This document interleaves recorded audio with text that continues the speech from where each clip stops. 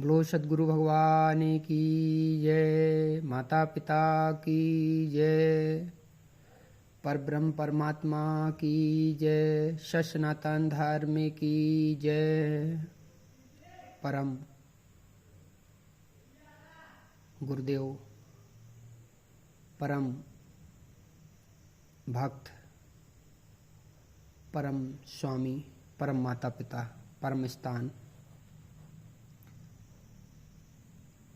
और सभी लोगों को हमारा प्रणाम। इसी के साथ आज का सत्संग आत्मा और परमात्मा के बीच चर्चा का समागम, धारावाहिक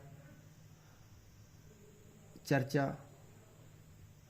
चलते हैं अविनाशी की ओर, श्री हरि से डायरेक्ट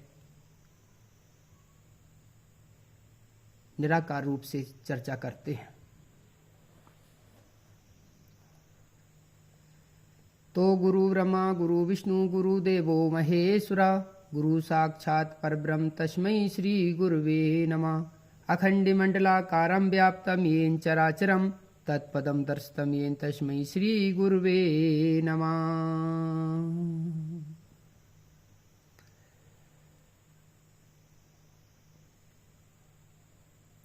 हे प्रभु, हे गुरुदेव, यह काल चक्र बड़ा प्रबल है। साक्षात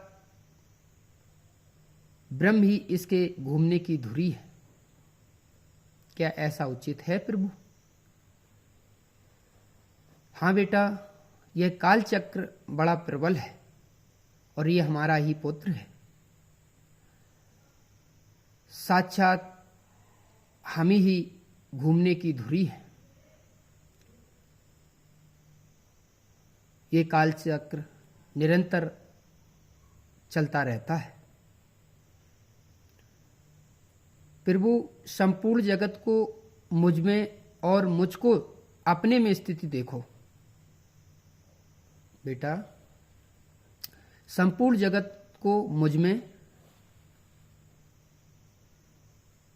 और मुझको अपने में स्थिति देखो। यही एक भक्त का सार है।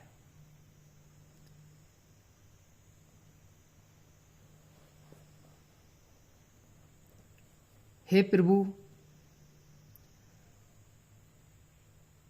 पिता योग वर को कन्यादान करना चाहिए और परिस्थिति के अनुकूल लड़की कन्या से भी पूछना चाहिए कि अपने वर से कन्या संतुष्ट है या नहीं है। कहने का तात्पर्य, आज के समय जो वृथा बातचीत समाज में, अन्यथा हमारी बहनों के बीच में, अन्यथा हर गृहस्थ के अंदर, शास्त्र भी आज्ञा देता है कि जब वर कन्या वरलायक हो जाए तो अवश्य उस कन्या से उनके माता पिता एक बार सलाह अवश्य लें।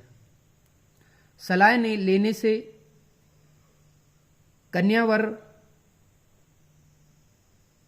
उसके अंदर की भाव, विचार इत्यादि इत्यादि आपके समक्ष कुछ ना कुछ उसका गहराई मिलेगी और उससे आपको वर ढूंढने में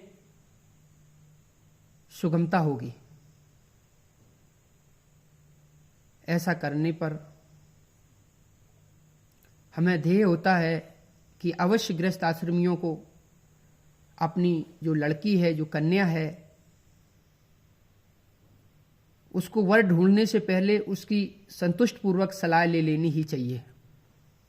जो समय चल रहा है, जो अवस्था चल रही, जो परिस्थितियां चल रही हैं, इनके अनुकूल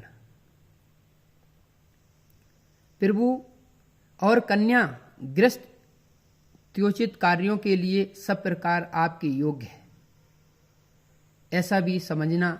दोनों पक्षों के बीच में एक दूसरे के प्रति सापेक्ष होकर के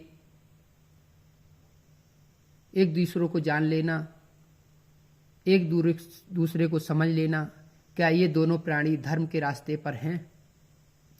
गृहस्थ को धर्म स्वरूप, धर्म के भाव से, धर्म के पद प्रतिष्ठा से, मर्यादा से, सम्मान से क्या गृहस्थ का निर्वाह ये कर लेंगे, ऐसा भी सोचना उचित होना चाहिए।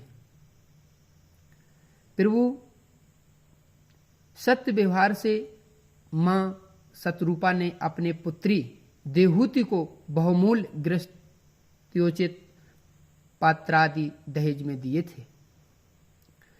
तो दहेज का मतलब ये नहीं है कि किसी की संपत्ति को हरण कर लेना, किसी के हृदय को दुख पहुंचाना, किसी के दूसरे गृहस्थ आश्रम से, कन्या वर्ग के गृहस्थ आश्रम से आपके उधर से सारा चीज उसको उठा के ले आओ। उसका ध्येय ये होता है, कुछ दान के रूप में पुत्री को मां भेंट करती है, उसके दान की उपरोक्ता दी जाए।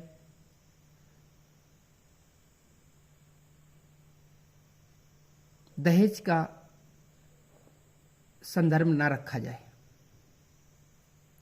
मां शतरूपा ने भी अपनी पुत्री देहूति को कुछ बहुमूल्य चीजें दी थीं। वो सेवाप्रद, गृहस्थ के सेवाप्रद के लिए एक दान समझ करके दिया था। आजकल की वृथा शास्त्र वेद के विपरीत है, उसको अहम भाव समझ करके कि मेरे को मेरा पुत्र जो है वो इतने में इतने लाख मिल रहे हैं, इतना दहेज मिल रहा है, इतनी संपत्ति मिल रही है, तभी हम संबंध करेंगे। ये उचित नहीं है गृहस्थ आश्रमियों को।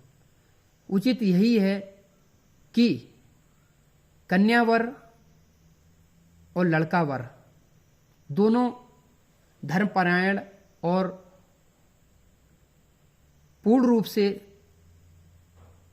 समय और परिस्थिति के अनुकूल, एज के हिसाब से, उम्र के हिसाब से उचित और अनुचित का प्रयोजन समझने लगे।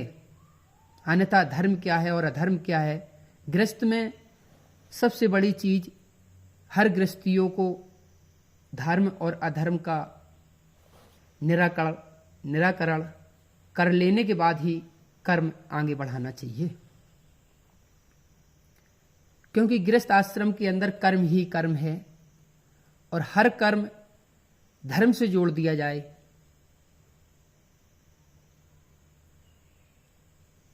तो उसमें एक धर्म की, एक सुंदर गृहस्थ आश्रम की एक दिशा मिल जाती है। दिशा और दशा दोनों ही धर्म भाव से